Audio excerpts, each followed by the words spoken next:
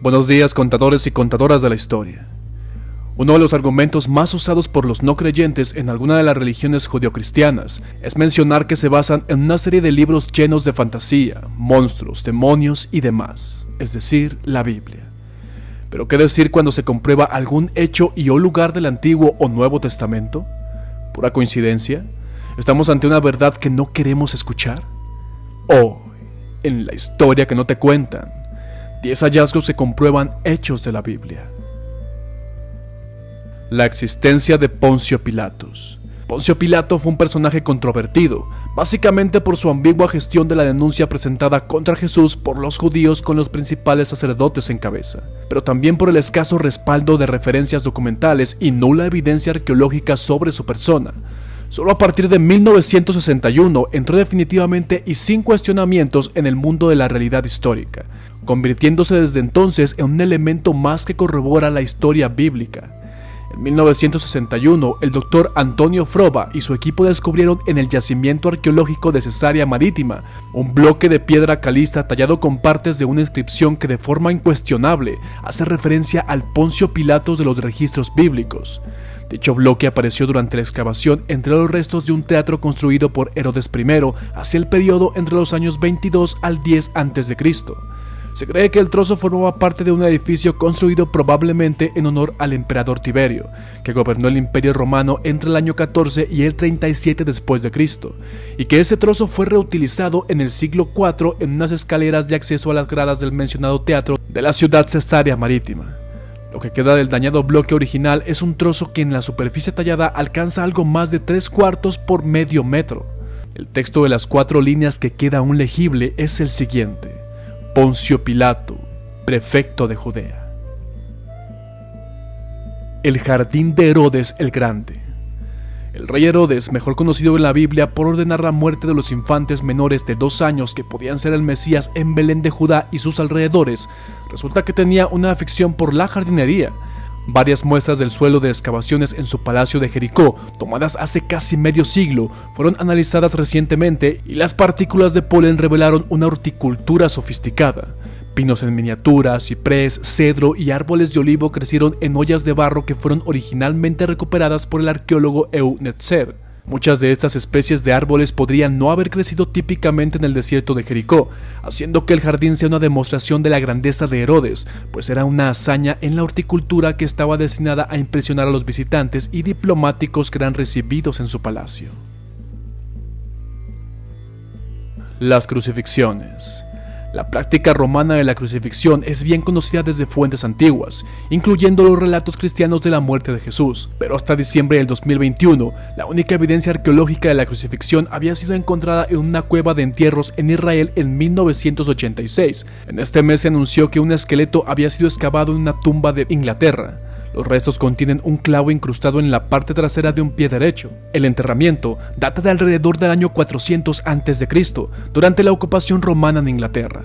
Muy contrario a lo que se pueda pensar, la crucifixión era un método de ejecución relativamente raro en los tiempos romanos. Una de las grandes autoridades del mundo en el tema de la crucifixión, el profesor John Granger, estima que entre el 200 a.C. y la virtual abolición de la crucifixión en el año 337 después de Cristo, entre 100.000 y 150.000 personas fueron crucificadas en los territorios controlados por los romanos. Esto significa que menos de 200 personas eran crucificadas cada año, en territorios donde los romanos gobernaban la vida de más de 70 millones de personas. La estela de Mesa o piedra moabita. La piedra moabita, también conocida como la estela de Mesa, es un monumento de basalto negro de poco más de 1 metro de altura con escritura moabita.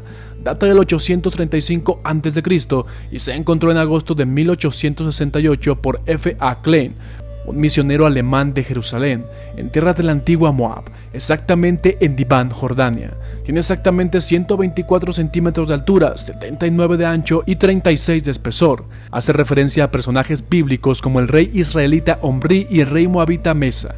Es interesante notar que en la piedra moabita se hace mención específicamente a Israel, dando prueba con ello de la existencia de la nación de Israel en la antigüedad, aspecto que incluso algunos han puesto en tela de juicio hoy día. En la piedra o estela moabita aparecen también las 4 letras del nombre de Dios o tetragramatón, YHWH, y tiene, según los expertos, los significados básicos de aquel que trae la existencia, el creador, y aquel que cumple sus promesas. Algunas traducciones de la Biblia lo traducen como Yahvé o Jehová. La estela de Tel Dan o inscripción de David. La estela de Tel Dan es una estela con inscripción en arameo que se descubrió en los años 90 en el yacimiento de Tel Dan. Data del siglo IX a.C. y la inscripción relata cómo un individuo, no se menciona el nombre, pero probablemente Hazael, mató a Joram, el hijo de Acab, rey de Israel, y a su aliado, el rey de la casa de David. Esta inscripción corrobora de cierta manera el relato bíblico de Reyes 9. Los arqueólogos Abraham Biram y Joseph Nabe estudiaron y publicaron el hallazgo, identificaron un posible punto de contacto entre los fragmentos reuniendo las piezas de tal manera. Sin embargo, esta reconstrucción ha sido cuestionada por algunos y se han sugerido configuraciones alternativas. La reconstrucción de Biram Nabe sigue siendo la más aceptada por la mayoría. La casa de Nazaret. La estructura, que se apoyó en una cueva natural, tenía varias dependencias, una escalera excavada en la roca e incluso una azotea, y el estudio de su excelente artesanía interior sugiere que tuvo que ser obra de un hombre docto en estas labores, como José, según los investigadores. Las ruinas se descubrieron en 1880 bajo el convento de las Hermanas de Nazaret. Ya en ese momento se lanzaron las primeras hipótesis sobre si podría ser o no la casa de Jesús, pero la mayoría de los expertos las han rechazado a lo largo del siglo XX. Sin embargo, el investigador británico Ken Dark, profesor de arqueología e historia de la Universidad de Reading, que lleva trabajando en el sitio con su equipo desde el 2006, ha reavivado la teoría con nuevas evidencias. El experto explica en su obra la compleja secuencia de ocupación del sitio, la vivienda inicial en la que se han hallado fragmentos de cerámica y de vasija de piedra caliza. Esto refuerza la teoría de que ahí vivió una familia y que pudo ser judía por los materiales de esos objetos. A finales del siglo IV, cuando el cristianismo se convirtió en la religión oficial del imperio, se construyó una pequeña iglesia cueva adyacente decorada con mosaicos. Las tablas hititas. La Biblia fue cuestionada durante muchos años por quienes alegaban que en ella se encontraban nombres de gente y lugares que nunca existieron, ante ellos la nación de los hititas.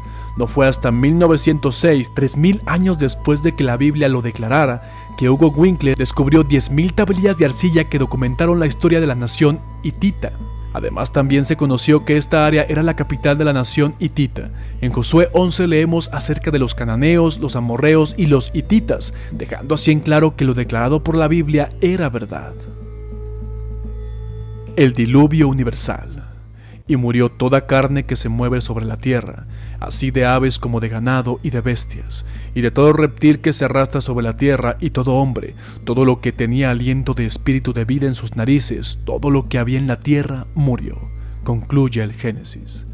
La comunidad científica jamás ha dado por verídica la hazaña de Noé, ni tampoco que se produjera una lluvia de semejantes proporciones, aunque una amplia parte de ella sí que considera probable una gran inundación en la antigüedad que diera lugar a la leyenda. Según la NASA, esta pudo tener su origen en un meteorito. Este habría hecho explosión sobre la capa de hielo que cubría Norteamérica, derritiéndolo y causando una serie de tsunamis que hubieran afectado a determinadas partes del globo.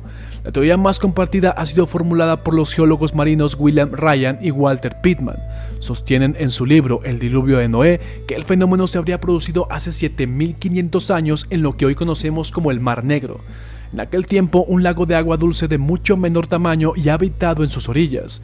De algún modo, el Mediterráneo se habría abierto paso a través del estrecho de Bósforo, haciendo crecer el caudal del Mar Negro a un ritmo de entre 15 y 20 centímetros por día. Sodoma y Gomorra. La Biblia describe la destrucción de las ciudades de Sodoma y Gomorra como castigo de Dios por los pecados de sus habitantes. Un grupo de arqueólogos descubrió al este del Jordán las ruinas de una ciudad que creen que pudiera ser Sodoma. Hay evidencias de que la ciudad fue repentinamente abandonada y las fechas establecidas son consistentes con el periodo bíblico temprano. Caifás. La mayor evidencia histórica de la existencia de un personaje del Nuevo Testamento ha salido a la luz. Se trata de la confirmación del descubrimiento por parte de un equipo de arqueólogos israelíes de la tumba de la familia de Caifás, el sumo sacerdote que presidía el tribunal que condenó a Jesús y que lo entregó a los romanos para ser crucificado. Enterrados en una vieja cueva escondida en las faldas de Jerusalén, los huesos de la familia estaban guardados en osarios de piedra decorados y tallados con complicadas figuras ornamentales, en unos féretros ceremoniales cuyo uso estuvo muy extendido hasta finales del primer siglo cristiano. Las inscripciones de los osarios y la edad de los huesos apuntan directamente hacia la influyente familia de ese sacerdote.